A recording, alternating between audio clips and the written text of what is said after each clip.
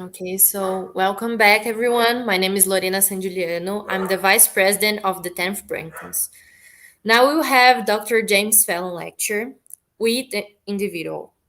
Dr. Fallon is an American neuroscientist, professor of psychiatry and human behavior, and emeritus professor at the Department of Anatomy and Neurobiology at the University of California. He's the author of 300 papers and best-selling books. Fallon's lab was the first to find how to mobilize adult stem cells to reverse the deficits in models of chronic stroke and Parkinson's disease. He also participated in discoveries of TGF alpha and epidermal growth factor, besides being the recipient of many awards and sitting on several corporate boards and American think tanks. In the past 12 years, he has appeared in over 370 American and international TV and radio specials, including participating in the TV series Criminal Minds. In this lecture, his personal, professional, and scientific background will be used to discuss individualism, its joys, and its importance in personal and professional life, some psychopathologies, and much more. At the end of his speech, we will read the questions you made in the comment section. Thank you very much for accepting our invitation, Dr. Fallon. It is an honor for Braincoms and all our listeners to have you with us. Well, Lorraine, it's an honor to be here, to be invited.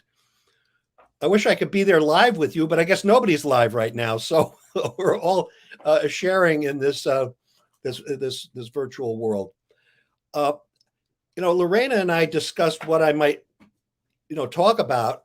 But we discussed the fact that you're going to hear enough science and medicine, and so maybe a diversion for the fun of it would be about something about my personal life and how it interacted with what happened to me and my background.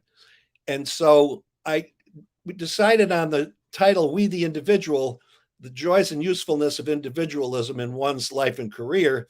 And it really has the idea of individualism has permeated my life for better or for worse. Now, I'm trying to advance it now. And perhaps, Lorena, if you could you advance that? Oh, there we go.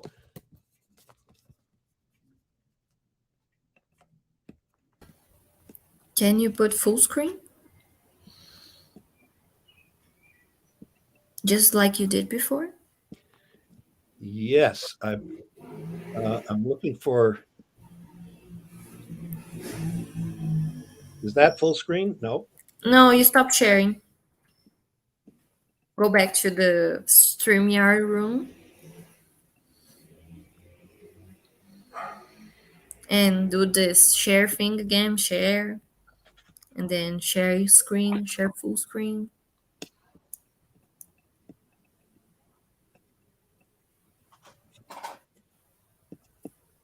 On Chrome tab? No, on entire screen? Yeah. Or Chrome tab? Entire screen. Yeah, I think it doesn't matter. You can choose any one. Okay, we have it here. Yes. Now, full screen, I think it is in your right and end corner.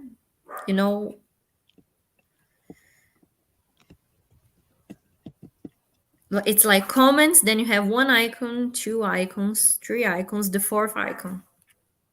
You have notes, comments, and the fourth icon. Oh, this is a good start, isn't it?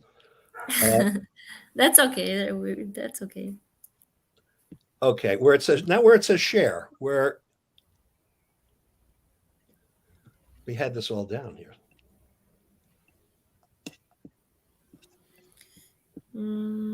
I should do this on my PowerPoint.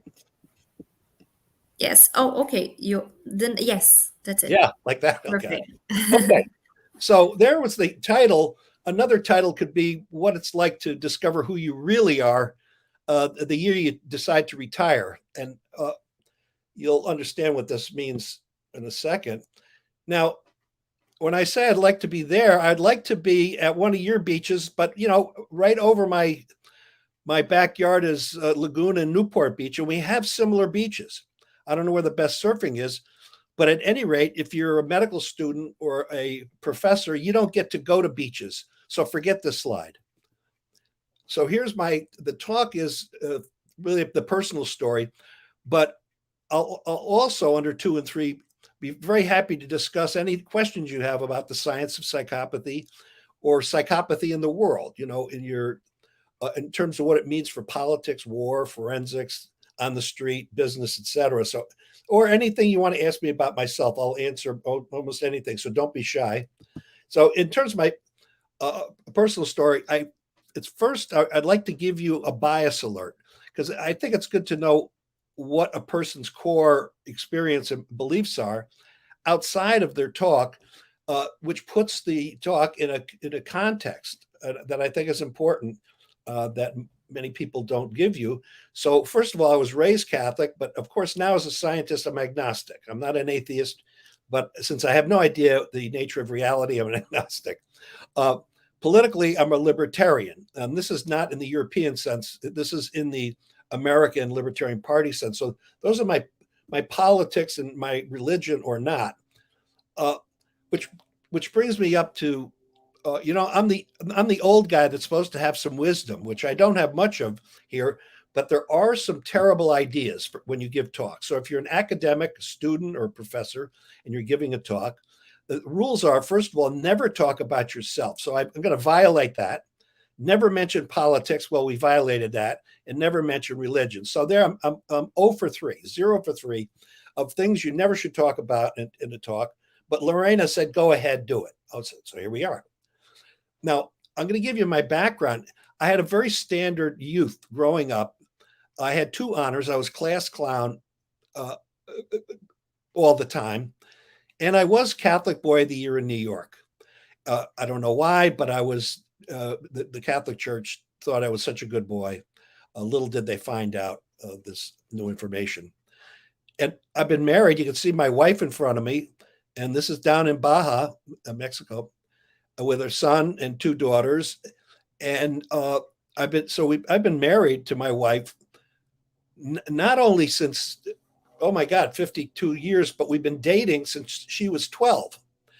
I was 12 too, so it's okay. So we've known each other forever, and this is would be a normal life with with a family, the same wife, same girlfriend, really. And I've been a medical school professor at University of California, Irvine since '78, a really long time, and so this would be very typical of a happy, successful family guy. And self-diagnosed, I'm a regular, normal person, a regular, average guy. I was a truck driver, a bartender. I did all that stuff. I built. I worked in construction and had all sorts of jobs and did what a normal growing up and a normal early life, certainly. Okay, now I got to bring up the 4th thing you never mention in a talk is number 4 is never mention your family. So I'm 0 for 4. So I violated 4 rules about giving a lecture.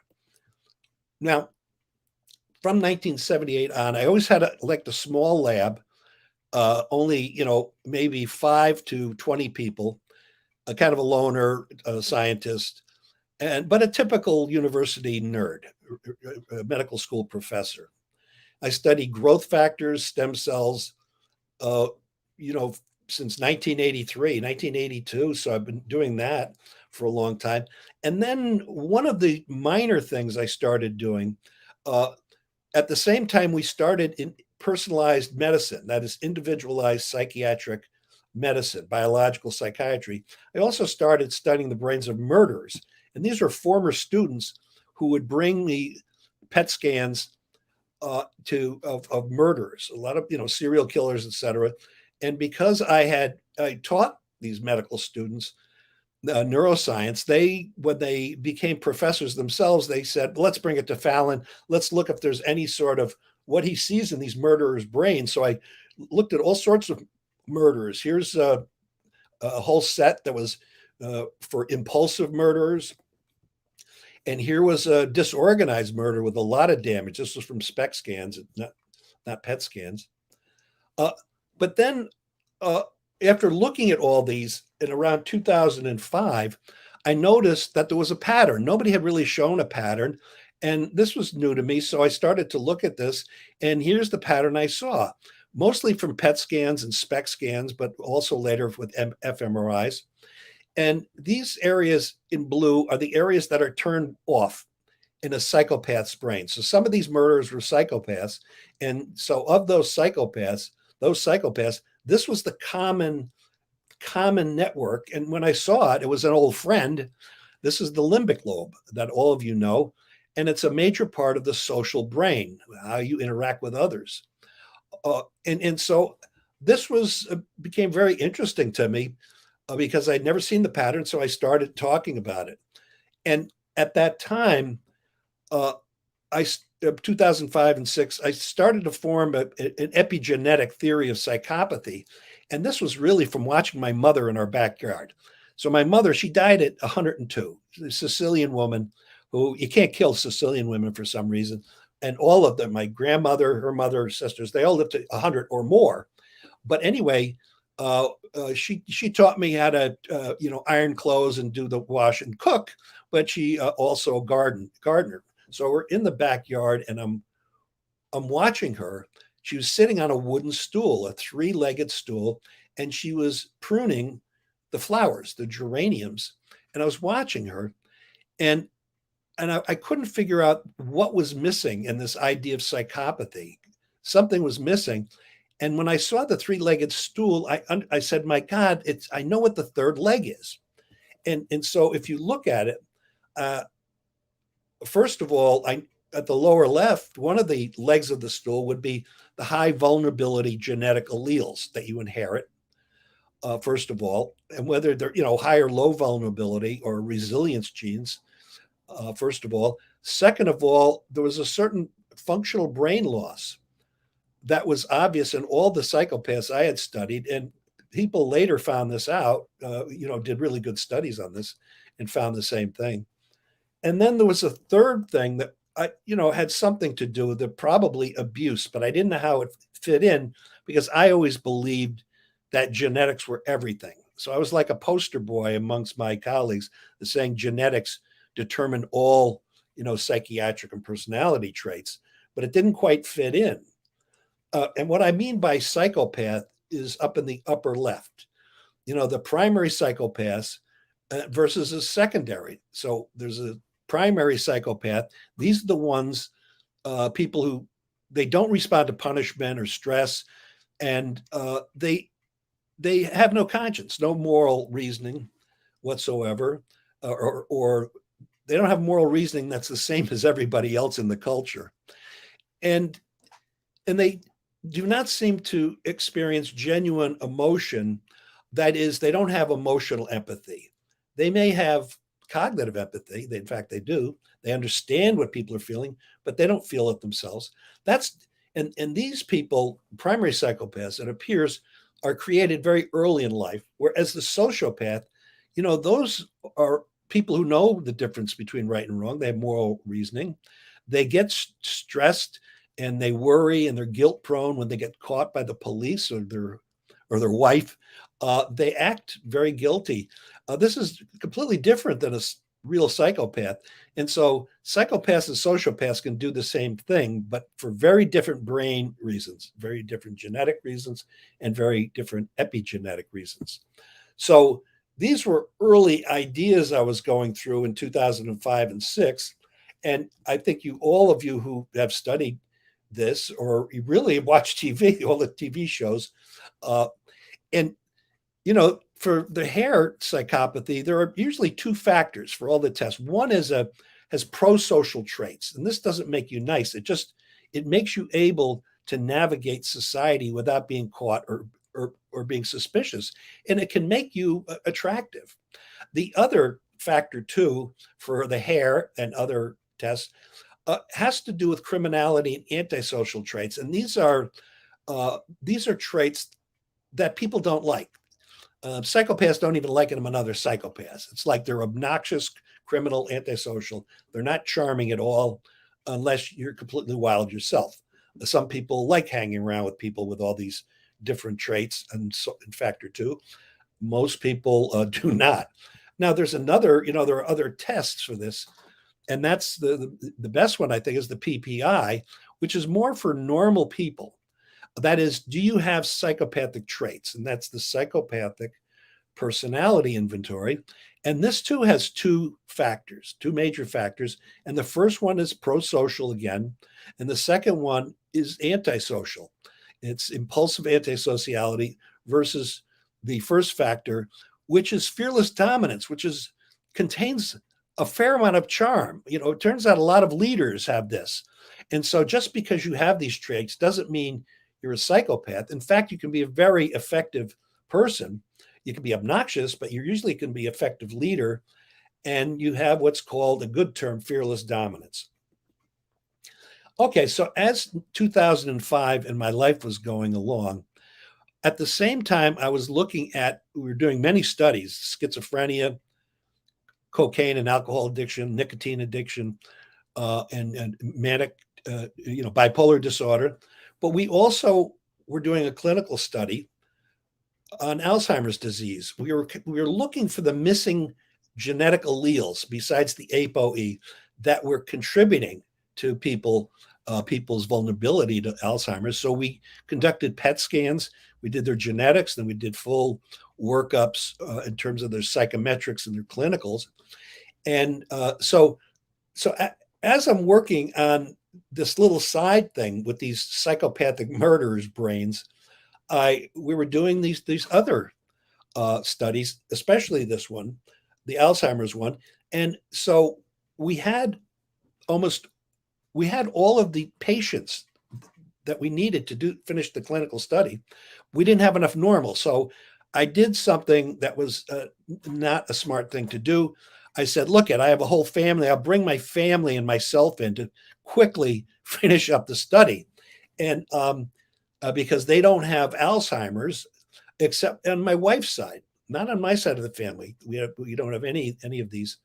But on my wife's side, her mother and father died of Alzheimer's, and her aunt and her brother, and there's a lot there. And so I asked my wife, do you want to become involved in this study? And she was quite brave about it. She had a couple of years before had gone through a serious bout of non-Hodgkin's lymphoma. She had a huge tumor all through her thorax, abdomen, into her legs and arms. It's unbelievable. And she said, look, I'm going to die of cancer before I die of Alzheimer's, so let's do it. She's an interesting gal. She's a good sense of humor this way. And so we did the same thing that we did with the Alzheimer's patients. That is, we did PET scans, and here are 6 of my family on top. You can see on the far left, there's one. You can see the cross section of the PET scan. And then below that, the next column, you can see the sagittal midline section. And then below that, the quantitative EEG showing alpha coherence. And then below that is a code for the genetics. And then we also did the psychometrics and the analysis. So with these, you'll notice at the far right, there is one that looks different. And this one on the far right, it turns out to be, which I didn't know at the time,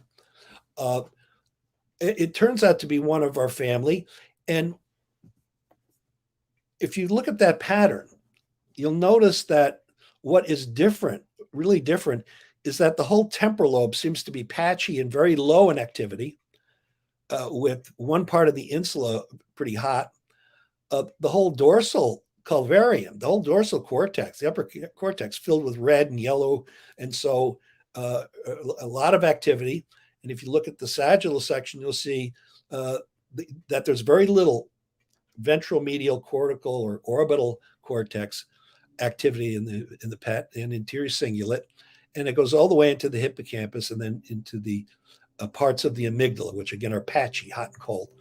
And so this was a pattern that was odd because when the when the technicians brought in these scans, I quickly looked through them, and we had them taped over, so I didn't know the names of anybody. So we do it, blind as you can do it, but I knew it was my family scans. And I went through the series of scans, and they all looked at the first glance very normal. So I was very happy to see that there was no obvious pathology. Then I got to the last one on the bottom of the pile and saw this. And I said to the technicians, I said, "This is very funny. You've switched.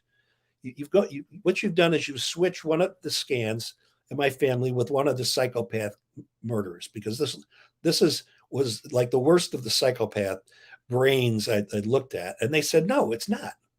This is somebody in your family." And I said, "You got to be kidding." So I thought it was my civic duty, because this person should not be walking around in open society. It could be very dangerous. Uh, and so we broke the code. And this code, if you look at the psychopath pattern I showed you above, and this one person in my family, as I peeled it off, it turns out that it was me.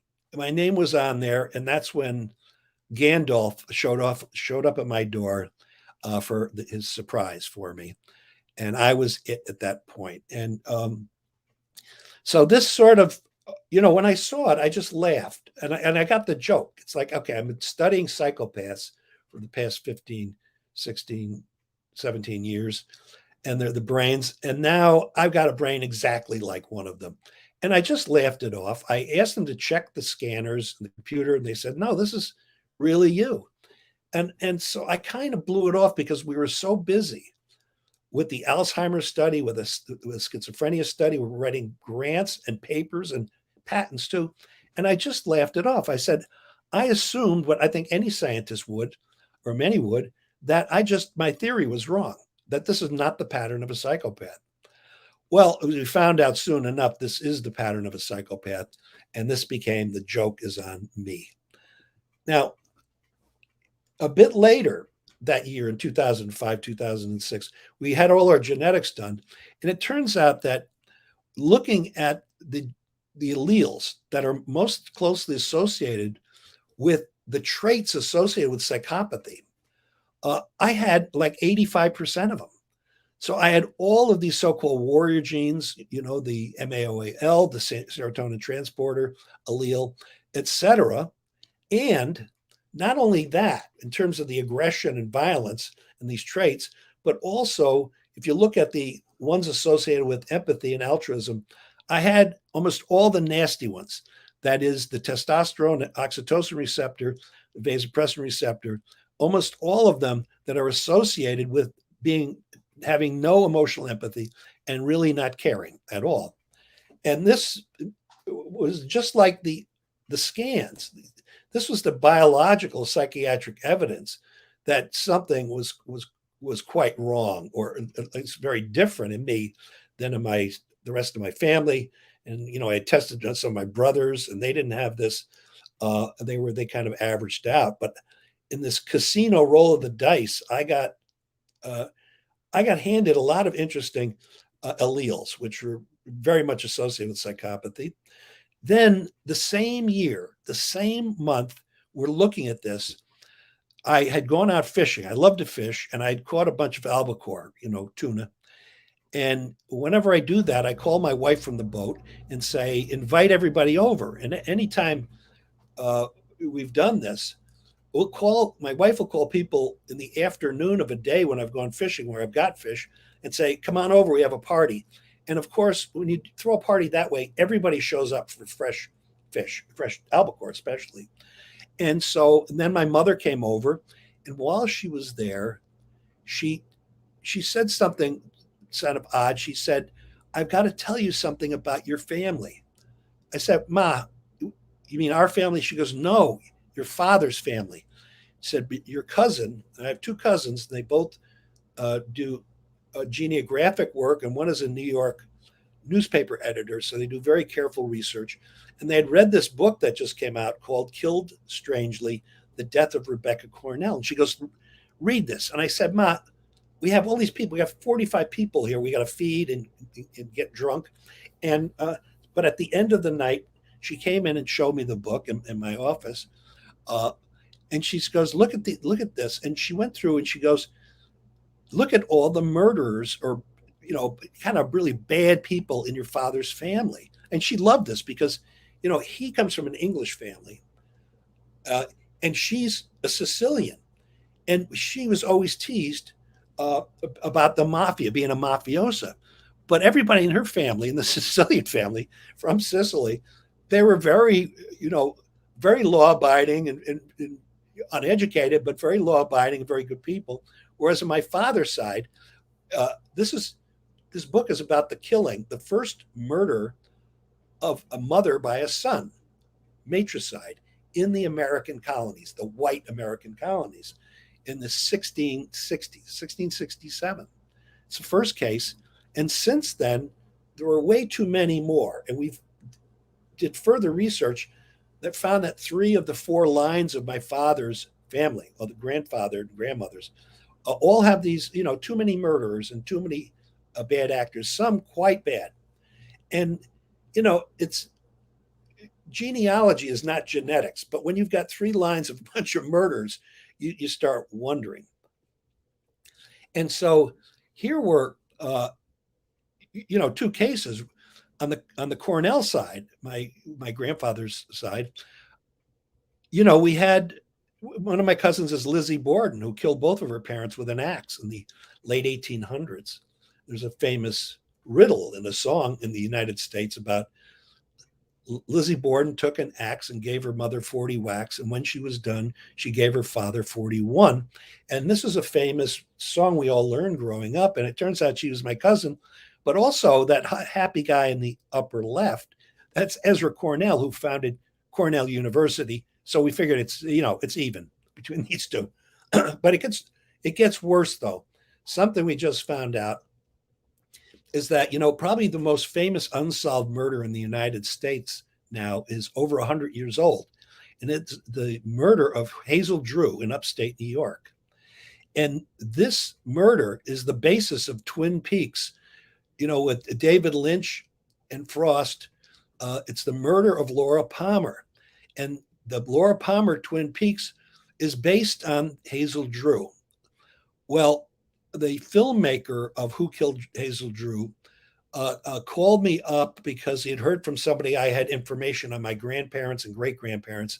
It turns out, after this is something that my family really hates, uh, it turns out that one of our grandfathers, who everybody loved, and he was a scoundrel, but everybody loved him, is the prime suspect in this murder. And a lot of circumstantial evidence, certainly no genetic evidence, that he and then his father-in-law on the lower right, Morrison, who's from Scotland, that somehow these two were heavily involved in the murder of Hazel Drew. So this has gotten way too close and personal to our family. And nobody can believe that our grandfather could have had anything to do with this. He was, even though he was kind of a scoundrel and a ladies' man, he was not capable of this. But as the years go on, it gets worse and worse. But at any rate, there's enough in our family that was suspicious. Now, if you go forward to 2009, I was asked to give a TED talk, and I wanted to give the TED talk on my stem cell work. And they said, can you make something more personal? And in a moment of weakness, I said, well, I have this other crazy story about my family. And they said, that's the story. And I actually agreed to do this. And I signed the waiver and gave the TED talk, which when it came out, it was the first year that the TED people were putting all the talks on YouTube. And so the morning that it came out, I got all these calls from family and colleagues saying, your TED talk came out. I said, what? Because, I didn't think it would be shown at all. And there it was. And that kind of changed my life. And so at any rate, I did make another mistake. This is the 5th mistake. And so by talking about this, that's really when hell broke loose in our family's life, is when I gave this TED talk. So there's another terrible idea. Never, number five, never sign a media release without reading it carefully first. I didn't even read it, and signed it. And now the whole story, the story of my family, myself, my own nascent psychopathy came out. So this was very pretty strange. I was then asked to give a talk in Oslo, Norway, with the ex prime minister, and he, in his first 2 years of being a prime minister, he found out he had bipolar disorder. So I was asked to come over and give a public talk and to the university with him on how we use biological psychiatry, that is individualized psychiatric medicine, using the biological markers like genetics, the brain imaging, together with the psychometrics, to create a statistical model of how you treat each individual person. And the only person I could show ethically was my own data. So I showed my own data, and on the left are my phenotypes, and on the right are all the genetics that go along perfectly with it. So all of my phenotypes line up with all my genetics. And I said, sometimes this happens. And then, I I was then asked at the end of my talk in Norway, the chair of the psychiatry department said, first of all, you too have bipolar disorder, but you don't know it. He says, because you're always up, you're hypomanic, so you don't even think you have bipolar. But if you were in Norway, you'd be uh, diagnosed with bipolar disorder, mild bipolar. But we also want to talk to you afterwards. And we went over to the president of the University of Oslo's house with about six of the psychiatrists, myself and other people, and they talked to me for about 3 hours. We were drinking, and at the end of that discussion that night, they said, "You know something? You laugh at this, but are you're probably a borderline psychopath." That is the first time I took it seriously, because these physicians didn't know me. These psychiatrists didn't know me, so you know, they weren't playing with me. They were serious. So I returned home and started to ask first my wife, then my kids, then my friends and family, tell me what you really think about me. And they all told me the same thing. They all said, "You have all these psychopathic traits." I said, "You're crazy." I don't have, they said, "No, we don't tell you this because you wouldn't listen." So I finally uh, got two psychiatric diagnoses. And here's psychiatrist number two, his summary. You can read there. And in white, I'll let you read it. And it basically is that all of my thoughts and dreams, desires, and my all my impulses are quite psychopathic, but I just never act them out. And that was his thing. And he was very amazed that I never acted these out, even though I had all these crazy drives, which I didn't realize. You think you're normal and you think everybody's got the same thoughts as you do. But it turns out it's not always true. You and so this is why you should never try to diagnose yourself, no matter how much you know, because you're going to be probably wrong. And so this was a big surprise to me that I found this out. Uh, and the two psychiatrists at the end, they said, "What do you think of all this? That this is not what you thought you were. What do you think about it?" I said, "I don't care. I don't give a shit." And they said, "That's your problem. You really, truly don't care." And I don't. So that was that was kind of the nail in the coffin for me, I guess. Uh, and so when I went back to this three-legged stool model of psychopathy with the same things, I said, "What in my life? Why don't I act these out?" And because I have all the genetics, I have the functional brain loss in all the areas of full-blown psychopath, but I don't act them out. I got a family, that stable job. Even though I have these drives, I don't act it out. And I looked at the abuse, and that's when I went back and looked at all the old photos and movies of when I was a child and a toddler growing up. And in all of them, you can see me with the dog at the top left with my father and older brother. I come from a family of eight. So, uh, and there's the bottom left with my mother and myself, and all the pictures. I was smiling and happy. And at the time I was writing my book, The Psychopath Inside, I was in Italy, up in the Alps, the foothills of the Alps, up near in Lago d'Orta, in Mioceno, where I was writing. So I spent months up there. And while I was there, the two papers on the high risk serotonin transporter, CERT, came out, and I had the CERT transporter along with these other alleles, which showed the paper was interesting because it not only said if you have this that you're very susceptible to psychopathy and violence if you're abused, but if you were raised completely with love and nurturing, you went the other way.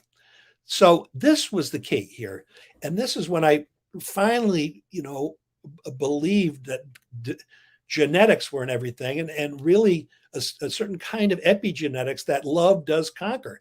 I mean, that's the story of this, right? Family love, love of parents, love of the entire family, which I was certainly loved by my aunts, my uncles. We had a very large family, large Sicilian or Italian type family, and even a large English Irish family. So a huge family, uh, and it was wonderful. So I guess this was the real aha moment when I was writing the book and figuring out what was going on. So, in the end, you say, in terms of your own identity, your own individual identity, and the nature nurture question, what is the answer to that? Well, the answer, it depends. That is nature, that is your genetics, and nurture, that is how you were affected early on, especially from birth to 2 years old. Uh, if you inherit very resilient genes, then the nurture doesn't matter. It's like everybody knows the kid who's 1, 2, 3 years old, 5. You throw them down the stairs and they come up laughing. You can't get to them. So if you have the resilient genes, the environment doesn't matter. But if you have enough of these susceptibility, vulnerability genes, then the nurture uh, really means something. And that's where the epigenetic interaction, which I know you all know about now. We didn't quite at that time when I was formulating this, but so it depends on your genetics. And so it's probably, I think, about 20 to 25% of people are susceptible because they have the mix of genes, alleles, that makes the environment really important early on in their life, between birth and 2 or 3 years old. Now, one question is, what do you do with this information? For me, in my personal life, I what I did, I started with my wife, and I started watching. Uh, every time I interacted with her, I would try to be a good guy, a nice guy, and a good roommate. And I watched some of my friends who were my age, who had children and grandchildren, and I said, watch what they did. And I noticed that they did things that I don't do. They did things selflessly, without anybody watching, and they really sacrificed. And I didn't do that. So what I started doing with my wife is trying every day, every time I interacted with her, whether I was, we were eating, and I pour the wine for her, clean up afterwards, just being a good roommate, but also doing things I didn't do before, because I, grew up kind of a partier. And so if there was a funeral or a wake, I would make believe I was busy or sick, and then I wouldn't go to those things, those uncomfortable things. I'd go down to a beach bar and just party. And I stopped doing that. And it was not easy, believe me. And so I tried to do this with her. And after about 2 months, she said, "What has gotten into you?" Because I said, "What do you mean?" She says, "All of a sudden, you're kind of a real nice guy." And I told her, I said, "Don't take it personally. This is an experiment. And I'm just seeing if how this works, if it works." And of course, she laughed because she knows me better than I know myself. And then I did it with other people, with the kids, with my brothers and sister, my mother, and then my friends, and they all noticed this. But one curious thing is that I found out every night I was so exhausted I from this. it really was exhausting being a nice guy, I'll tell you. And instead of sleeping 4 hours a night, I started sleeping 6, 7 hours a night. I was absolutely exhausted. So I finally appreciated that being a nice guy or nice gal can take some work, and I respect that now more. In terms of my professional life, I said, "What do we do with this?" So I got together with Fabio Macciardi. He's from Milan. He lives in California and in Milan, and he's a psychiatrist. We work together on many studies on schizophrenia, Alzheimer's, but also on the brains of uh, in the skulls of Paleolithic man, upper, lower Paleolithic. Also, we're working on Soprano man. That's 450,000 years ago. Neanderthals, and a fundraiser on the left, Tom Stevenson. And so we met and said, "What do we do?" So with this information, so the three of us, instead of just calling us three guys who want to do something, we of course called ourselves the Global Consortium, and so so we started getting involved in projects and trying to raise money with different wealthy people.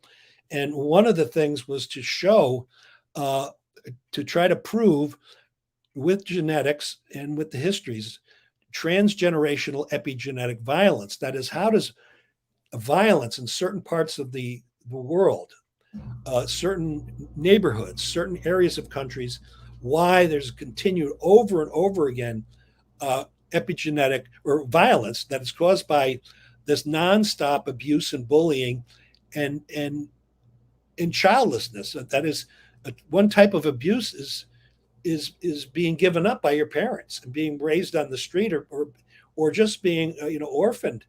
Um, is a very challenging thing. It's a kind of trauma, and so we started looking at that. I went to the Sahara and worked with these Bedouin and Berber families, including these kids are laughing at me here.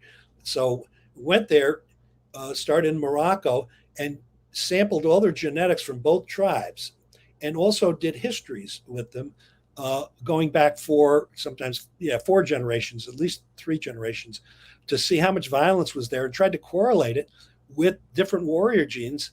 Uh, but it turns out that living in that very dry, hostile environment, there's very little violence, uh, which is probably why Burning Man should always be held up in that playa up in the high desert in up in Nevada, because that harsh environment somehow reduces the amount of violence. Whereas if in other places where it is very warm and nice and very comfortable, the violence was higher. So we found out that. We also found that the genetics of the Berbers and Bedouins, which are very similar, which was surprising because one group is Arabic and the other group is European based, but they're very much like Sicilians and Southern Italians. And also the way they adjudicate arguments between the children and the adults is the same. So it was very interesting how much alike they were to the Southern Italians in many respects. Uh, since then, I've been involved with our Pentagon, our Department of Defense. I was on our Secretary of Defense, James Mattis's committee. I work with different veterans groups and the American Land Forces group. And so I've worked with them since this started as a way to understanding violence and PTSD, other things. So I've been continued to work, and that's part of my new career is working with the Defense Department and with in extremist groups. Also, I'm involved a lot in trying to analyze the kind of the biological psychiatry of politics and why certain politics exist and where they're headed to. I do a lot of podcasts now on this, and also I was invited for some reason to be on the Vatican's Art and Technology Committee, where the Pope was interested in trying to find a way to transmit a sense of emotional empathy to large groups. It's very so I gave some talks at the Vatican, or with this group associated with the Vatican, rather, and about empathy and different kinds of empathy. And so that has been interesting as well. And I work a lot now as part of my new career after this crazy stuff happened. I work a lot with in film and TV with the screenwriters and producers um, in for different TV shows and films, and that has been a constant thing. So I work with them almost every week, and as an advisor on creating real psychiatric characters, and versus ones that don't exist. And so that has been this other sort of wild thing that has come from going from this hobbit, small labs medical school professor into this very different animal, all because of that crazy finding so many years ago. And uh, I think maybe if I had to, this is one case where this famous demotivating, demotivators a poster comes, that sometimes you can find out this late in life that the purpose of your life is to only serve as a warning to others. So I hope that I've served as a warning to what not to do. But even if you do it, you can still have a great time. And here's I think the one you have to remember. I think this would be the wisdom thing. I get my wisdom from cartoons, and there's one rule of cartooning, and the first rule of cartooning is that Wile E. Coyote, as he's running off the cliff, he doesn't fall unless he turns and looks down. So remember, if you start on a trail like this, keep with it, right? Never look down. And these are some of my favorite Brazilian singers that and of the many I like. And I'll stop there. Thanks a lot for inviting me, and I'll answer really any questions now. Dr. Oops, I'm not in here. Just a second. Okay, now I'm here. Thank you very much. The lecture was great. We were all, it's like, I love serial killer TV series and all these criminal series.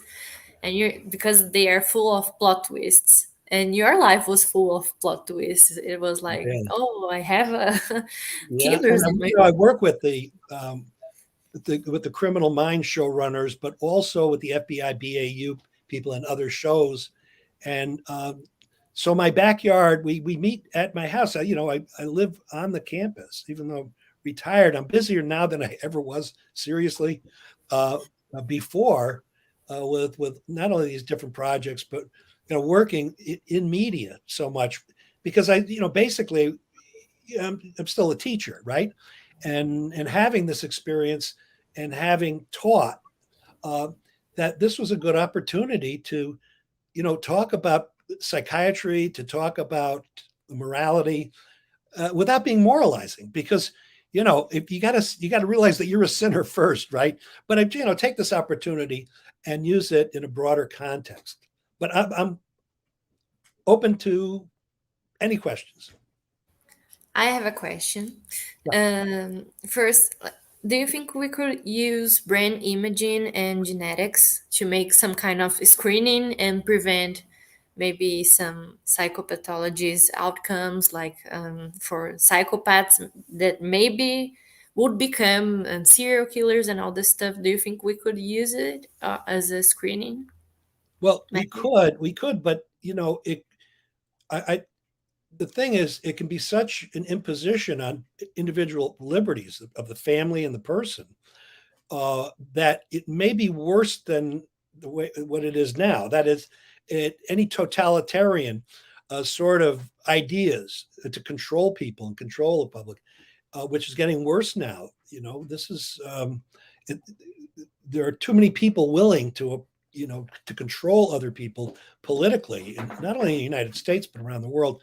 And so this becomes a dangerous tool. So the answer is yes, it could be used, especially in utero, where you could see if a child's DNA is is is full of too many of these resilience, or not enough resilience genes, but of these alleles that are very vulnerable, so that when the child is born, you can do what my mother did. See, my mother and my aunts, they're very smart. These old Sicilian women, they knew that there was something wrong with me. And, talking to my mother later in life when she was 95, she told me, and she knew that there was something wrong when I was about 9, 10, 11 years old.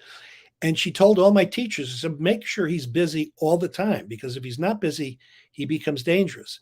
And so I was always doing something. But that, see, they were the geneticists, because they knew these are smart matriarchy. My mother and her sisters are very smart, and they had a light touch, and they knew every child was different in a family, and we're treated differently. But with me, they said he's got to be busy, always in sports, always doing something, playing musical instruments, acting, you name it.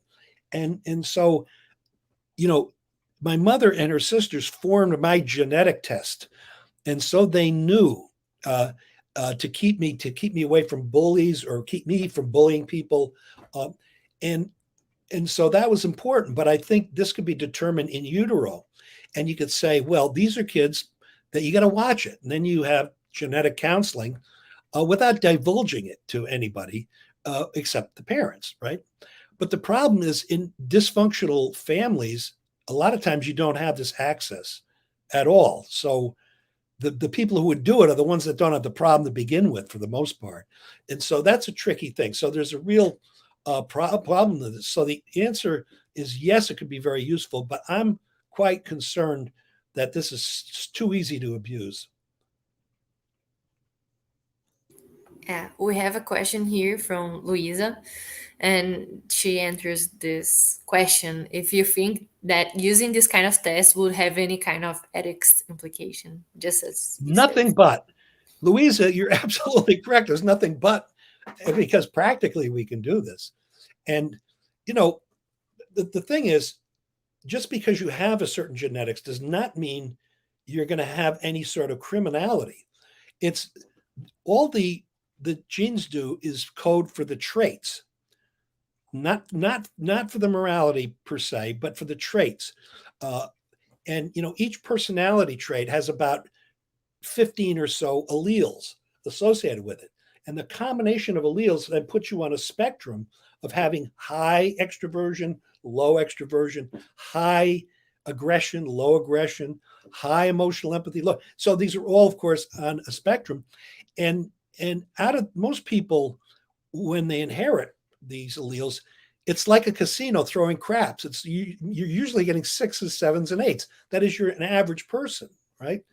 But at the ends, there are people who do, like myself, who inherit almost all the high dangerous alleles, or those people who are really mellow and who inherit all the low aggression sorts of genes. They always seem stoned to me, but they're not stoned. They're just mellow, and they don't get all upset, and they're not wired and aggressive at all. And so the first thing, in order to use this, people have to, you as a physician, would need to explain that just because you have the genetics, it only means you have traits. So that if you have these high aggression traits, it could be very good if you're a football player. It could be very good if you're playing bridge or Scrabble, or a game, or a politician who needs to be aggressive, full of energy all the time. And so these are not by themselves bad at all. They can be very good. But if you get enough of them and then you're abused, this is where it's terrible. So if we could use those traits those tests effectively, to say this is a child who's susceptible, make sure everybody in the family, make sure that that she's not bullied, she's not beaten up, she's all of these things. Just be a little extra careful. Then they could be very useful.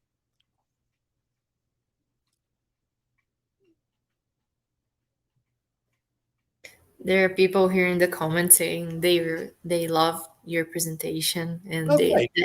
they're going to buy your books. Oh, okay. I think I have Well, one in Portuguese. really? They're in about 10 languages. The book, yeah. Well, that would be. I'm glad that some people enjoy this and enjoy the talk, to even do that. It was I really great. wish I could send PDFs of free especially to medical students and everybody. But my publisher will become very psychopathic with me. Believe me. Of course, but we will buy it. We have a question from another platform that we are sharing this presentation. I will read it. Do you think brain imaging and genetics could be used to claim that someone is not guilty of their crimes, as if it was not their fault, but genetics?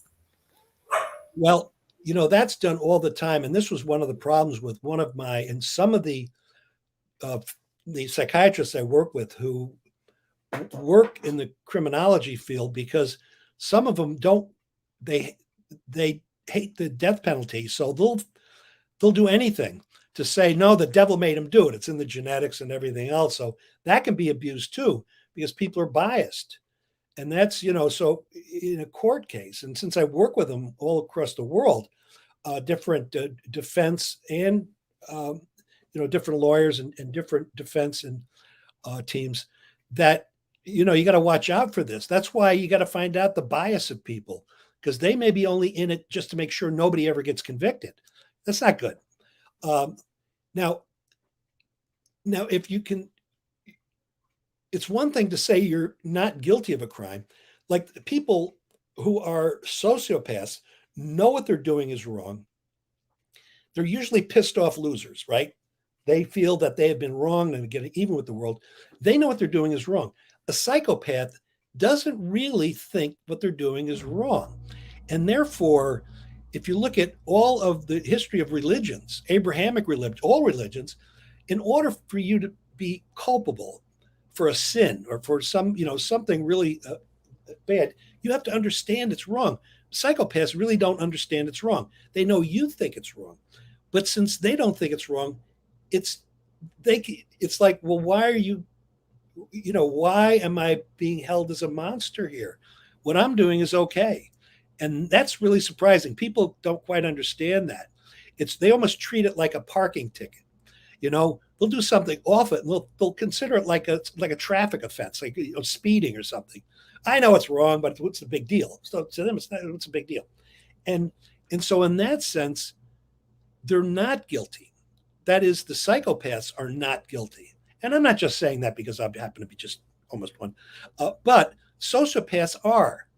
And so it's the sociopaths that are a problem. But a real psychopath uh, is not really responsible like you would think. But that doesn't mean you can let them out of prison, because they're always going to be dangerous. And in fact, some sociopaths can be treated. Psychopaths really can't. I mean, it's being tried over and over again.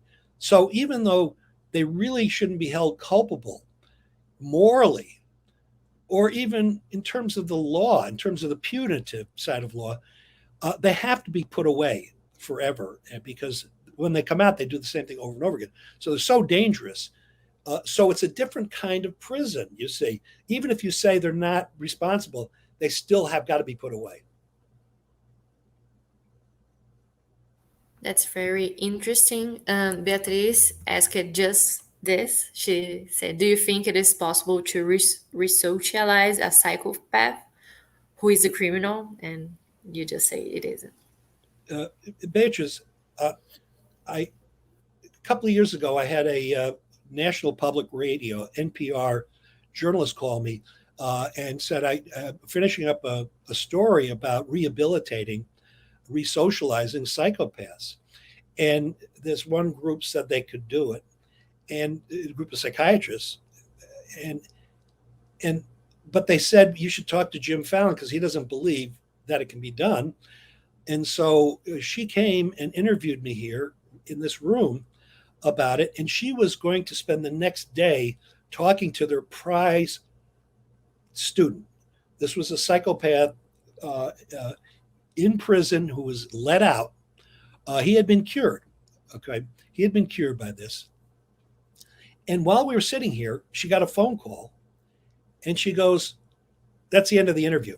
I said, "What happened?" So, well, the guy I'm going to talk to, his wife just called me, and he just beat her almost to death today. And so, it's like any sinner. any sinner, and I'm making it sound like it's about sin or not, but I've used sin as a good thing because I've asked priests and rabbis and two imams about this. That when people come to talk about confessions, if they, of different sorts, or how they confess, I said, "Is it the same thing they do over and over again?" They said, "Yeah, it is." I said, "Because people don't. You see, you can be forgiven for that. You can be rehabilitated of your sins. That's part of our system of Abrahamic religions and other religions, almost all religions, that you can be forgiven. Uh, but nobody will forgive you of being a psychopath, of doing that thing. So it's very difficult. And so uh, people would rather it be a sin than something like this, like we're talking about, because you can't get rid of psychopathy, as far as I know. It's never been done. But I said, how often does it happen? I said, well, some people, they will commit the same terrible, immoral acts, and murders, but they cycle. Some, they'll do it every 6 months, every 2 years, but they always go back and do it, and so they're cured for a while, right? It's like anybody on a New Year's Eve. Uh, and you can see with me, I'm fat and I love to drink and do it and smoke. I'll do all these things. I don't do it as much anymore, tragically. But anyway, uh, and so every New Year's, I, like many people, would make a promise. It's just like a New Year's resolution. I won't do that anymore. But in a week or a month, you're doing the same stuff. So it's kind of like that. People have tried to do it, but nobody's ever shown for a psychopath. Yes, for a sociopath, some sociopaths, not a psychopath, that you can re-socialize them in any permanent way. That's that is really interesting. Can they just do like you try to do and fake some, I don't know, some identity and be more lovable, or can they take the sense that killing is wrong and beating people is wrong and just try to fake it? Well, the psychopaths are faking things all the time, right? It's a game of manipulation. The main thing of psychopathy is manipulating other people to own them for some amount of time. It's not really killing them. There are very few murders, psychopathic murders, but there are, a lot of psychopaths or near social psychopaths who are always manipulating something. They want to own you, even if it's a simple thing.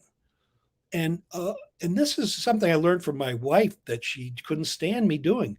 And we go to a bar and we go to a party, and pretty soon I'd be surrounded by young women telling stories, and she'd go, "You're doing this thing again." I can't stand it. And she's not a jealous person, because I never did it to try to like pick up a woman or anything or get money or anything.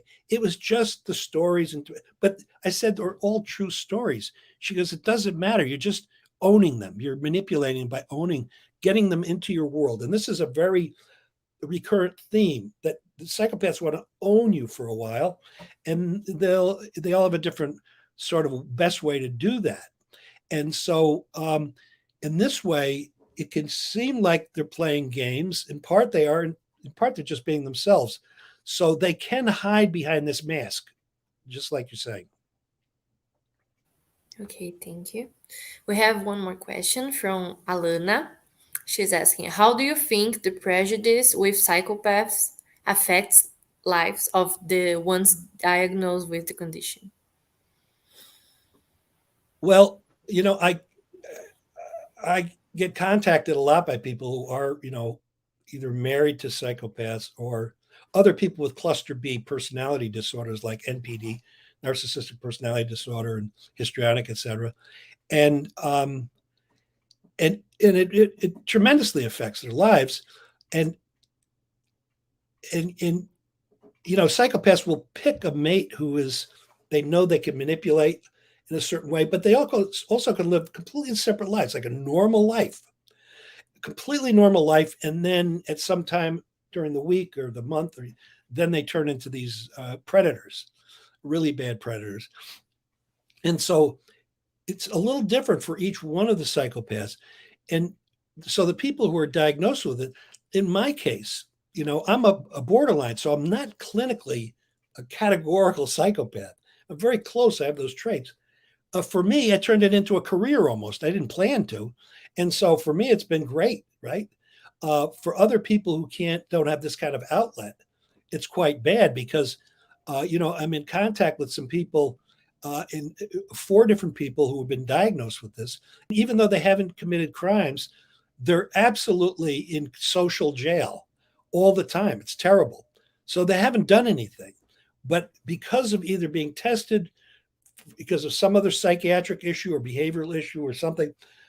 And now they can't get rid of this diagnosis. And this is more in certain countries, like in the UK, where this happens. And there are other places where, if for some reason you happen to get a diagnosis independent of criminality, no criminality, it's awful because psychopathy is not a crime, right?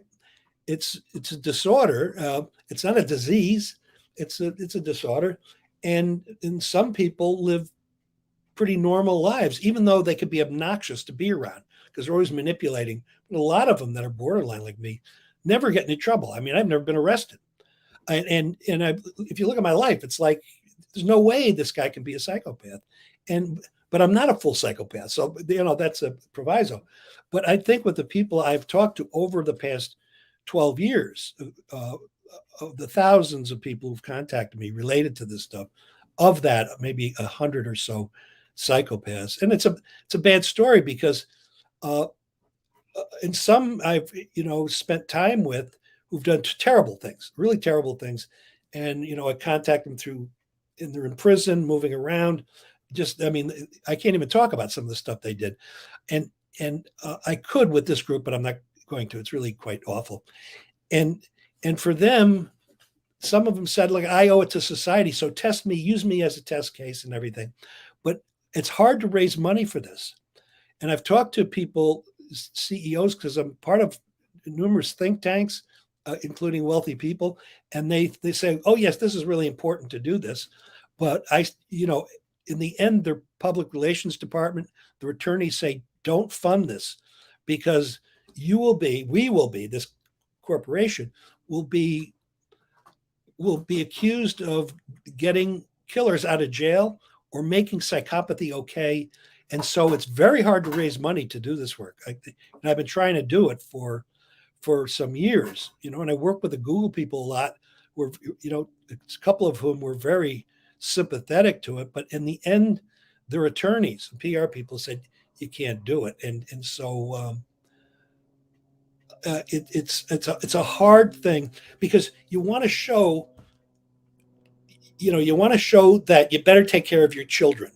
And if they're not your children, you better take care of your neighbor's children. You better make sure that people aren't getting bullied or anything, because if you stop that, you stop the problem, right? All you have is very competitive people who are kind of obnoxious, but they're not criminals.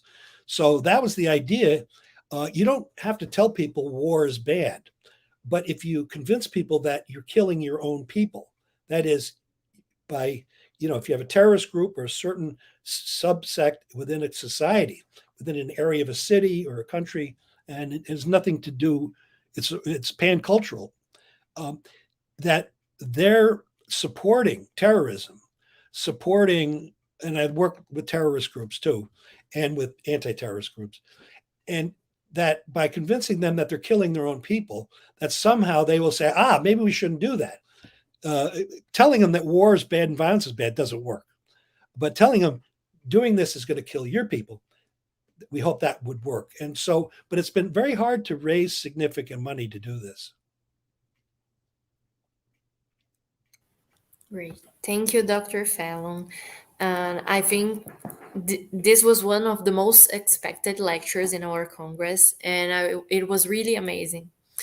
And on behalf of the 10th edition of Braincoms Organizing Committee, I would like to thank you very much for coming here and giving this great lecture. So thank you very much. Your lecture was amazing, and I'm sure it added a lot to everyone who listened to it. Well, I hope so. And thanks for inviting me, Lorena. That was wonderful. And I've enjoyed it. I'm just, I'm just upset I can't be there live. Maybe some other year I will be. Okay. Yeah, we hope to be able to invite you again, and then you come to Brazil and we can all All right. meet. Okay. Okay. Thank you very much, Dr. Fallon.